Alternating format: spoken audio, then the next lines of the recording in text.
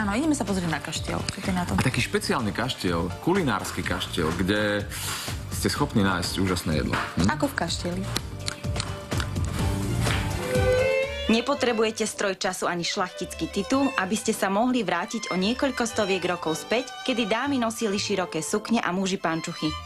Art Hotel Kaštiel v Tomášove vám pohľad do minulosti ponúkne na počkanie. Hotel Kaštiel vznikol vlastne prestavbou a adaptáciou bývalého šlachtického sídla, ktoré bolo postavené v 18. storočí v jeho závere. A od tých čias nás vlastne delí až takmer 300 rokov. Preto sme tieto obdobia, tieto storočia rozdelili do takých tematizovaných blokov. Nazvali sme ich História na tanieri a v rámci toho sme si odpremierovali gurmánske špeciality obdobia baroka, teda 18. storočia, obdobia 19.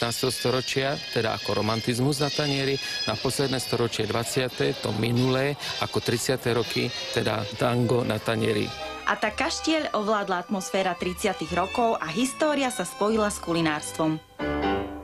V těch 30. letech už se ta gastronomie rozvíjela a už fungoval celosvětový trh a lidi rádi experimentovali, ať francouzská kuchyně, italiánská, španělská. A je to výběr tak ze všeho a je to podle naší fantazie upravený. Najväčšia delikatesa je tam telacie líčka na tymiáne a na bielom víne, čo je z francúzskej kuchyne. Večer v znamení tanga ponúkol aj umelecký zážitok. Tango vlastne sa dostalo do Európy. V 23. roku tango sa stalo obrovským hitom. Proste celý Paríž hlavne tancoval tango.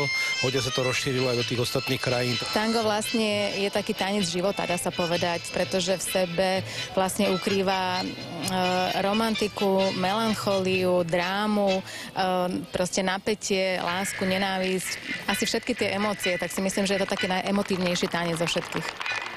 Aké ste mali očakávania od dnešného večera? Čo ste si predstavili pod tým tangom na tanieri? No ja som tu bol už týždeň predtým, takže tie očakávania boli vysoké. Vzhľadom na to, že ten týždeň predtým bol skvelý. A dnešné očakávania, myslím si, že boli naplnené.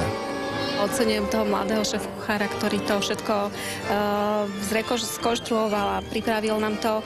Výborne ma prekvapil ten dezert, ktorý bol fakt veľmi láhodný a odporúčam ostatným návštevníkom, nech si ho dajú na budúce. Aj vám sa zbiehajú slinky.